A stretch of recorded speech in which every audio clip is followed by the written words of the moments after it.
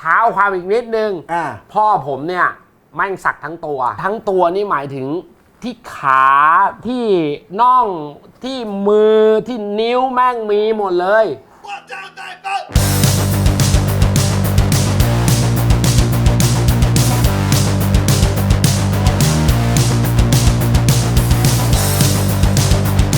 วันนี้มีโอกาสได้นัดน้องดีเจคนหนึ่งนะฮะดีเจเพชรจ้าไว้ในเรื่องของความซ่า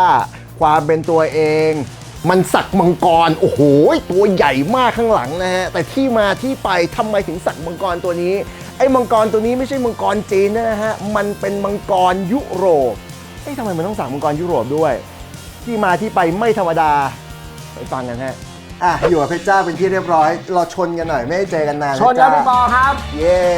เป็นไงสบายดีครับเพชรจ้าสบายดีครับถือว่าเป็นรายการแรกในโลกเลยครับที่มาบ้านแล้วมานั่งคุยในห้องครัวครับปกติเขานั่งตรงไหนฮะเขานั่งโต๊ะกินข้าวนั่งโซฟาริมสระอันนี้เป็นรายการแรกเลยของพี่ว่าบ้านคุณมันดูดีมากขนาดผมเลยคิดว่าเฮ้ยถ้าจะคุยเรื่องรอยสักเนี่ยผมเอามุมนี้ดิเข้าเรื่องเลยได้ครับเราเป็นคนชื่นชอบรอยสักใช่พี่คือเป็นคนที่แบบว่ารู้สึกว่าคนที่มีรอยสักมันดุดีตอนนั้นกลัวป่ะก่อนไปไม่กลัวเท้าความอีกนิดนึงพ่อผมเนี่ยแม่งสักทั้งตัวนี่ผมทราบใช่ทั้งตัวนี่หมายถึงที่ขาที่น่องที่มือที่นิ้วแม่งมีหมดเลยทั้งตัวเราเลยมีความรู้สึกว่าเราไม่กลัวรอยสักแล้วก็ไม่รู้สึกว่าคนรอยสักเนี่ยดูแบบเถื่อนหรือเลอะเทอะเพราะเราเห็นพ่อตั้งแต่เด็กไงลายนี้ก็ตลกอีกคือแบบมั่วไปหมดเลยแบบวาไรตี้จ๋าเลยพี่เชื่อไหมว่าตอนเด็กๆอ่ะเวลาที่เราไปเรียนหนังสือภาษาอังกฤษกลับมาใช่ไหมวันนี้เรียนคำว่าสกอร์เปียนพ่อก็จะมาแล้วตรงนี้ของกูนี่สกอร์เปียนแมงป่องคู่อยู่ซ้ายและขวาเป็นสกอร์เปียนไปเรียนเบิร์ดนกมานี่ป้าแม่งมีนกไม่แล้วเคยถามพ่อว่าเฮ้ยทำไมพ่อถึงสักลายนี้เคยถามป่ะคือเขาก็จะมีสตอรี่ของเขานะว่าแบบเฮ้ยข้างหลังนี่สักตอนแบบไปอยู่มาเก๊าหรือแบบแต่ละที่ของเขาแต่ละประเทศเขาเนี่ยก็จะแบบมีสตอรี่ของเขาทีนี้แปลว่าถ้าเกิดเพชรจะสักนี้ที่บ้านไม่ว่าใช่ไม่ว่าเราแบบเป็นลูกชายที่แบบพ่อเขาก็ให้เราไปตัดสินเองว่าทำหรือไม่ทำอะไรเงี้ยคือพ่อเนี่ยสักสูบบุหรี่อะไรเงี้ยเพราะนั้นถ้าเราจะสักหรือสูบบุหรี่อะไรเงี้ยพ่อจะว่าเราไม่ได้เพราะฉะนั้นสำหรับคุณผู้ชมนะครับที่มึงแดกเหล้าดูดบุหรี่เล่นไพ่อะไรอยู่นะครับแล้วคิดจะไปสอนลูกนะครับถ้าตัวเองทำเนี่ยจำไว้เลยว่าลูกไม่มีวันเชื่ออันนี้คุณพูดถูกก็จริงมันเหมือนกับพ่อเป็นใบเบิกทางไงว่าพ่อทำได้ลูกก็ทำได้เพราะพ่อเป็นฮีโร่ไงก็เลยสักมังกร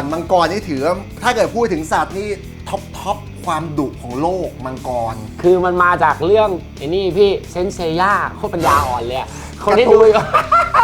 ห้เล่นมังกรมันตัวเดียวกันเหรอวะมันคนละตัวไม่ใช่เหรอมันคนละตัวแต่ว่า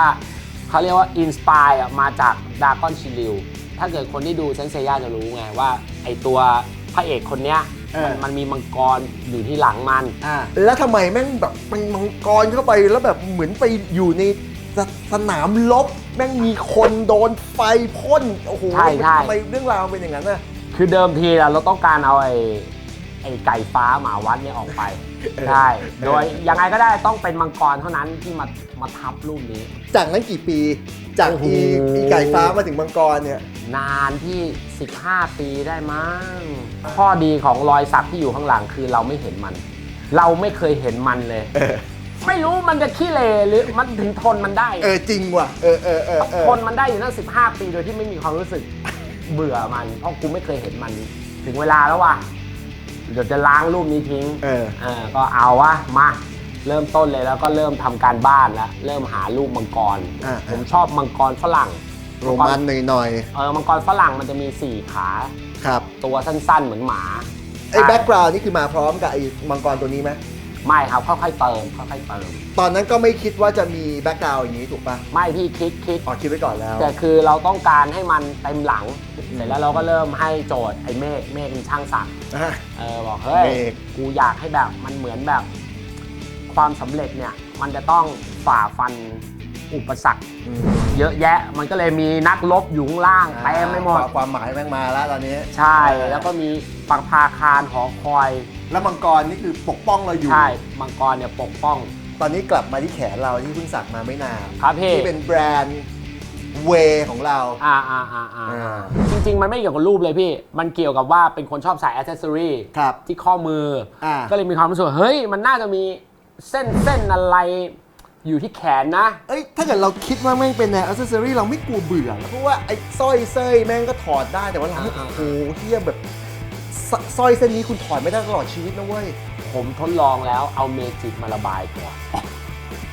น้องๆที่จะสักเนี่ยต้องทำการบ้านอย่างดีเพราะเรื่องนี้มันแบบมันติดตัวไปตลอด คือระบายก่อนเลย ใช่มันเริ่มมาจากเมื่อประมาณ5 ปีที่แล้วมีปาร์ตี้ธีมแทททูแล้วแม่งก็เพ้นแขนเพ้นแม่งทั้งตัวแล้วช่างแม่งก็เพ้นที่มือให้เราตื่นมาเราก็ถ่ายรูปเล่นมันยังอยู่ไงเฮ้ยมันเท่ดีว่ะตรงเนี้ยเราก็มีความรู้สึกว่าไว้วันหนึ่งเราจะสักจริงๆเว้ยแต่ก็เวลาผ่านรุ่นเลยไปอีกก็กลับมาคิดถึงสักดีปะวะก็ไปให้แม่งเพ้นอีกรอบหนึ่งเช็คก่อนแล้วก็ดูไปสักพักสักแม่งเลยความตั้งใจคือจะสักให้เมียอันนึงเหมือนเป็นกำไลเส้นหนึ่งที่มีชื่อเมียอยู่แบบใส่แบบไม่ต้องถอดโอเคความหมายดีแต่ว่านับวันแล้วเนี่ยชื่อเมียแม่งเลือนลางเมียแม่งบอกไปถมเลยนะแล้วไปหากำไลเส้นใหม่ที่ใหญ่กว่าให้สักให้มันใหญ่ขึ้นนี่ก็เดี๋ยวต้องมีอีกอันหนึ่งเนี่ยสงสัยเดี๋ยวกันนะเท่าที่ผมจำได้เนี่ยมันน่าจะมีเหมือนคุณว่ามีคนเรียนแบบรอยสักคุณอยู่นะโหมีประมาณ3 คนเท่าที่เคยเห็นนะคือแม่งเป๊ะเลยพี่แต่ว่าแค่ฝีมือในการสักช่างคนละคนแล้วก็ภาพมันก็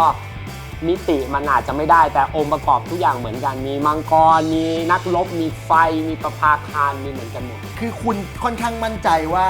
แม่งเรียนแบบอะเขาแท็กมาเลยหมายถึงว่าเขาสักแล้วก็แท็กมาหาคุณเลยว่าเขาทำเพราะคุณลายเดียวอ่ะคุณใช่เขาบอกเลยพี่พระเจ้าผมไปสั่งเหมือนพี่มาแล้วนะครับเฮ้ยนี้แม่งต้องภูมิใจดิใช่ภูมิใจมากครับเฮ้ยโหมึงเอางี้เลยเหรอวะแบบฝาแฝดเลยเหรอวะเขาเป็นเหมือนผมอ่ะก็คือไม่สามารถสักเสร็จในวันเดียวพี่มันก็จะไปเริ่มจากมังกรก่อนเฮ้ยพี่มังกรผมมาแล้วนะแล้วเล่าให้เราฟังเป็นโปรเซสเลยเขาก็แท็กมาเรื่อยๆใช่จนสุดท้ายเราก็เห็นแบบภาพสุดท้ายหลังเขาแม่งคล้ายๆหลังเราอะไรเงี้ยผมยังเคยเอาหลังน้องเขาอะกับหลังผมไปลง IG เลยว่าแบบเฮ้ยแม่งมีฝาแฝดด้วยเว้ยเราก็ภูมิใจที่แบบมีคนชอบรูปที่หลังเราอะไรเงี้ยมันก็คงทุรนทุรายไม่ต่างกับผมหรอก คืออธิบายก่อนว่าคนที่ชอบการสักแล้วไปสักหลังเนี่ยมันจะมีความทรมานอย่างหนึ่งนั่นคือไม่รู้จุดจบก็คือเราสมมุติว่าเราสักตรงนี้ใช่ไหมพี่ครับเราเห็นเลยว่าช่างมันจิ้มอยู่โอ้ยมองด้วยตารู้เลยแต่หลังเนี่ยมึงจิ้มมา5 ชั่วโมงแล้วมองไม่เห็นด้วยนะมองไม่เห็นให้เพื่อนถ่ายรูปไอ้เหี้ยเพิ่งได้ฟันมังกรเลยโอ้วะมันไม่มีความอดทนเหลือแล้วพี่เข้าใจไปเรื่อยอย่างเงี้ยพี่ค่อยๆสะสมไปเรื่อยแต่แม่งก็เป็นความทรงจำที่ดีนะใช่เพราะว่ามันไม่ใช่แบบคุณเหมือนไปซื้อของอ่ะซื้อทีเดียวแล้วแม่งเสร็จอ่ะคือแม่งเป็นงานศิลปะที่อยู่บนหลังจริงอ่ะคือเอาจริงๆเดือนที่แล้วเพิ่งคุยกับเมฆเองว่าจะทำให้จบแต่ก็ดูไปดูมามันก็ไม่จบในวันเดียวอีกพี่เพราะของผมเนี่ยผมกะเอาให้มันลามลงไปที่ตูดเลยเพราะว่าเวลาที่เราใส่กางเกงในอ่ะหรือใส่กางเกงยีนอ่ะมันเป็นเอวต่ำใช่ไหม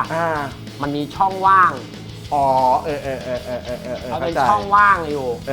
โรคจิตแม้ช่องแค่นี้เราก็อยากจะไปถมมันให้มันเป็นลายลงไปไงพวกนี้มันก็เป็นแพชชั่นนะบางทีแบบแพชชั่นมาเต็มพร้อมแล้วช่างมาลุยเลยไม่ต้องคิดมากมีอะไรจะฝากถึงคนที่รักที่จะสักมากพอดูตอนนี้ไม่มีรอยสักเลยดูไปสักมังกรที่พระเจ้าอีกสักตัวนึงไหมเจ็บเลยเว้ยก็ถ้าจะให้ฝากถึงน้องๆที่อยากจะมีรอยสักนะคือเอาจริงๆในสายตาพี่อะคือคนมีรอยสักไม่เท่ดีแต่จะเท่มากคือรอยสักนั้นต้องสวยเพราะว่าจริงๆการสักมันเป็นงานอาร์ตเพราะฉะนั้นก็อยากจะให้พิถีพิถันกับการเลือกลายซะหน่อยนึงอย่างเช่นลายที่เป็นของเราเองยูนิคเลยอาจจะแบบ คิดเองก็ได้มีความหมายสำหรับเรา เพชรจ้าจะบอกว่าอย่าคิดแต่ว่ากูอยากมีรอยสัก ใช่ อาจ ใช่ จะไม่ใช่ต้องเป็นอะไรที่ตัวเองชอบจริงและที่สำคัญนะฮะถ้าเกิดคุณมีตังค์แค่ 3,000เนี่ยอย่าไปสักที่สักมังกรนะฮะ แม่งมึงได้น้องเอี้ยง ได้น้องเอี้ยงอย่างพี่แน่ คือต้องศึกษาที่สักด้วยว่าเราจะแม่งจะทนมันไหวหรือเปล่า ใช่ใช่ หลายอย่างเหมือนกันนะ บางคนแม่ง